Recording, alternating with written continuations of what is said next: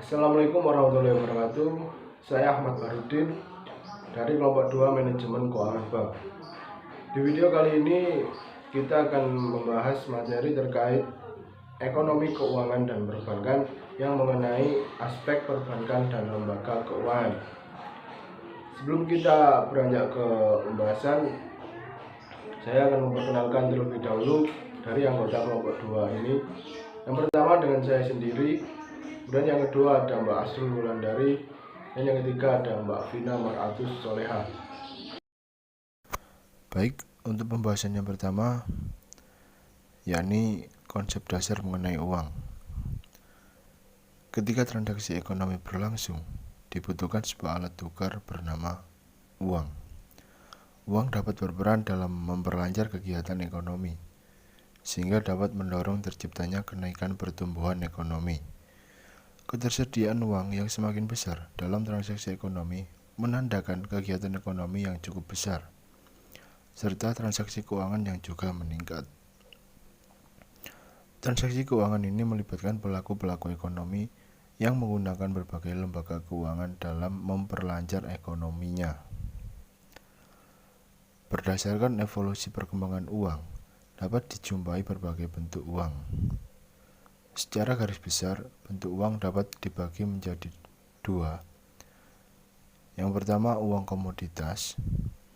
Uang komoditas adalah benda apapun yang bisa digunakan untuk barter, terutama di masa lalu. Adapun contohnya, yakni emas, perak, tembaga, biji-bijian kopi, teh, dan lain-lain. Kemudian yang kedua, uang fiat. Uang fiat adalah alat pembayaran sah yang disebarkan oleh pemerintah berupa uang kertas, tetapi tidak dapat ditukar dengan uang logam. Secara garis besar, uang dapat dikategorikan ke dalam berbagai pengertian. Yang pertama ada base money atau basis moneter, sebagai porsi cadangan bank komersial yang tercatat di bank sentral ditambah total mata uang yang beredar di masyarakat. Kemudian yang kedua ada narrow money atau uang sempit. Narrow money ini terdiri dari uang kertas dan koin yang beredar, ditambah deposito di bank dan lembaga keuangan lainnya yang sangat likuid dan dapat dengan mudah digunakan untuk melakukan pembelian barang dan jasa dalam perekonomian. Kemudian yang ketiga, broad money atau uang luas. Broad money ini mencakup narrow money plus berbagai aset likuid yang dapat digunakan untuk melakukan pembelian. Selanjutnya, pentingnya uang bagi pelaku ekonomi. Di sini ada peran dan fungsi uang. Yang pertama ada alat pertukaran. Jadi orang yang melakukan pertukaran tidak perlu menukarkan dengan barang, tetapi cukup menggunakan uang sebagai alat tukar. Kemudian yang kedua ada standar nilai. Di dalamnya terdapat peraturan tentang ciri-ciri atau sifat-sifat dari uang. Kemudian pengaturan tentang jumlah uang yang beredar, baik logam ataupun kertas, yang sesuai dengan standar nilai. Kemudian yang ketiga ada penyimpanan nilai. Penyimpanan nilai ini berarti kemampuan sebuah aset, khususnya uang, untuk memiliki nilai dari waktu ke waktu. Karena memiliki nilai dari waktu ke waktu, aset tersebut dapat digunakan untuk mentransfer daya beli saat ini ke masa depan dan untuk mengumpulkan kekayaan. Terdapat juga beberapa faktor yang menentukan permintaan dan penawaran uang. Faktor utama yang mempengaruhi permintaan adalah pendapatan nasional, tingkat harga, dan tingkat suku bunga. Sedangkan penawaran uang ditentukan oleh perilaku bank sentral suatu negara dalam mengontrol peredaran uang. Interaksi antara permintaan dan penawaran akan bertemu di pasar uang, dan kegunaan uang dalam perekonomian akan juga dipengaruhi oleh nilai yang ada, yakni nominal dan real. Selanjutnya, teori kuantitas uang. Teori kuantitas uang menjelaskan bahwa dalam keseimbangan jangka panjang, perubahan penawaran uang dalam perekonomian menyebabkan perubahan yang proporsional terhadap tingkat harga. Adapun persamaan rumus menurut Irving Fisher, yakni MV sama dengan PG atau M kali V sama dengan P kali GdP. Selanjutnya yaitu proses penciptaan uang. Dalam proses penciptaan uang, terdapat beberapa tahapan di mana uang akan berputar dalam sistem perbankan, sehingga dapat mempengaruhi perekonomian. Dalam konteks ini, dapat dijelaskan melalui teori penawaran uang. Penawaran uang atau money supply sama dengan currency plus checking account atau deposit, atau bisa dirumuskan dengan M sama dengan C plus D. Jika dalam M sama dengan C plus D tidak ada bank, maka besarnya money supply adalah sebesar currency. Misal besar C sama dengan Rp1.000, D sama dengan 0, maka M sama dengan Rp1.000. Misalnya, pada kondisi di slide sebelumnya, terdapat simpanan nasabah Rp1.000 pada bank pertama, maka simpanannya menjadi C sama dengan 0, D sama dengan Rp1.000, dan M sama dengan Rp1.000. Dalam hal ini, jika reserve sebesar 100%, maka sistem perbankan tidak memiliki dampak terhadap penambahan uang beredar atau money supply. Jika terdapat kebijakan cadangan 20% dari simpanan, maka bank pertama tersebut akan memberikan pinjaman sebesar Rp1.000 dikurangi 20% dikali Rp1.000. Jadi, besar pinjaman menjadi Rp800 dan besar cadangan adalah Rp200. Maka besar money supply menjadi Rp1.000 plus Rp800 sama dengan Rp1.800. Hal ini menunjukkan pendeposito masih memiliki dana sebesar Rp1.000 dalam bentuk demand deposit. Akan tetapi, sekarang peminjaman memegang uang tunai atau currency sebesar Rp800 akibat adanya kebijakan cadangan tersebut, maka bank dapat menciptakan uang. Total peredaran uang atau money supply sama dengan 1/RR kali Rp1.000. RR di sini adalah rasio dari dana cadangan terhadap dana simpanan atau deposit. Dana cadangan ialah 20%, maka besar peredaran uangnya adalah Rp5.000. Berdasarkan pemaparan tersebut, adanya kebijakan cadangan terhadap dana simpanan menyebabkan terciptanya uang. Selanjutnya yaitu motivasi memegang uang. Dimensi teori menjelaskan bahwa menurut John Maynard Keynes, motivasi orang memegang uang tunai diidentifikasikan menjadi 3. Yang pertama yaitu motivasi spekulasi, di mana keinginan orang untuk memiliki uang dilandasi oleh motivasi untuk melakukan spekulasi. Tentunya dalam spekulasi ini ada keuntungan dan kerugian yang dihadapi oleh seseorang dalam kaitannya dengan uang tunai yang dimilikinya. Yang kedua yaitu motivasi transaksi, di mana keinginan orang untuk memegang uang dilandasi oleh keinginan untuk dapat melakukan transaksi ekonomi dengan pelaku ekonomi lainnya. Biasanya seseorang dalam motivasi ini akan berusaha menghindarkan diri dari biaya transaksi yang akan muncul dari kegiatan lainnya. Dan yang ketiga yaitu motivasi berjaga-jaga, di mana motivasi ini, orang dalam memegang uang tunai untuk tujuan ini adalah tersedianya uang untuk kondisi yang tidak terkendali.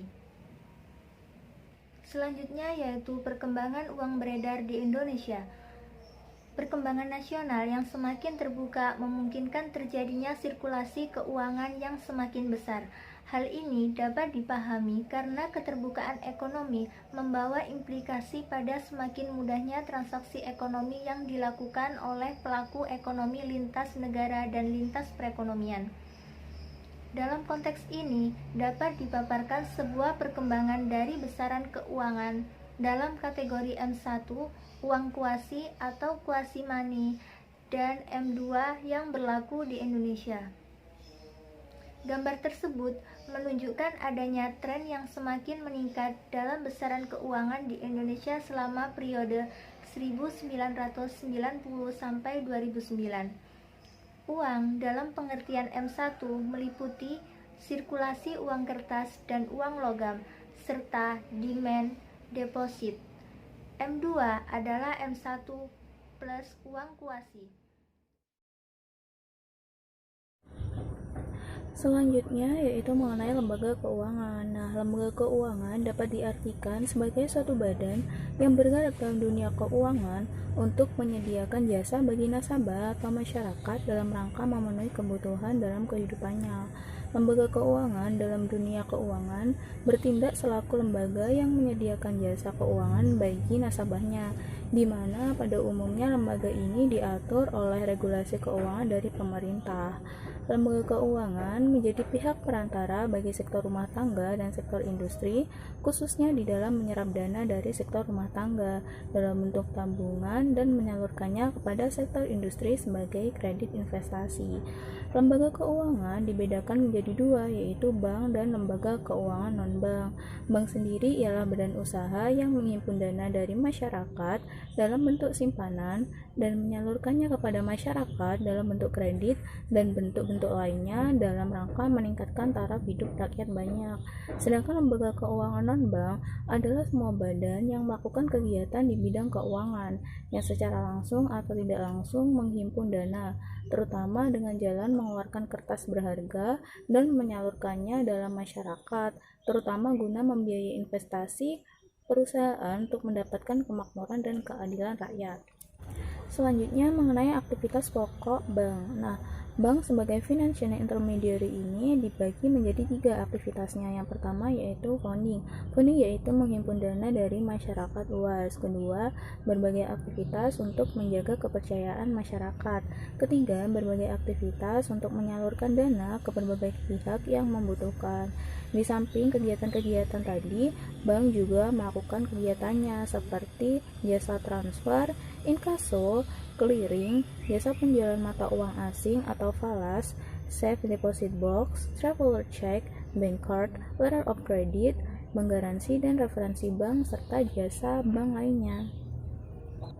Mengenai sumber-sumber dana bank, sumber-sumber dana bank ini dibedakan menjadi 3, yaitu dana dari modal sendiri, dana pinjaman dari pihak luar, serta dana dari masyarakat.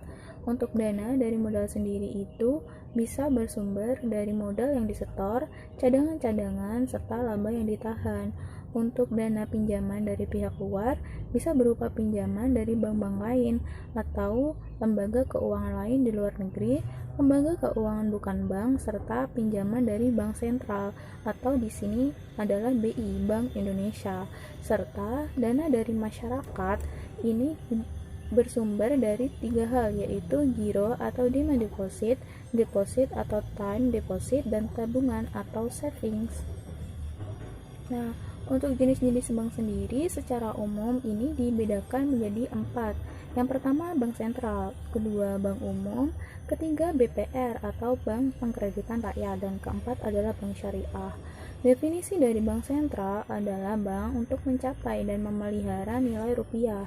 Untuk mencapai tujuan tersebut, bank sentral mempunyai tugas menetapkan dan melaksanakan kebijakan moneter, mengatur dan menjaga kelancaran sistem devisa, serta mengatur dan mengawasi bank.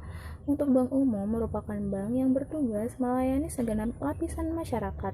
BPR merupakan bank khusus melayani masyarakat kecil di kawasan seperti daerah kecamatan. Lalu untuk bank syariah, ini merupakan bank yang melayani masyarakat dengan menggunakan sistem perbankan pada umumnya, namun dengan menggunakan sistem syariah, khususnya menurut syariah agama Islam. Setelah kita membahas mengenai bank, di sini ada lembaga keuangan non-bank. Lembaga keuangan non-bank ini banyak sekali jenisnya.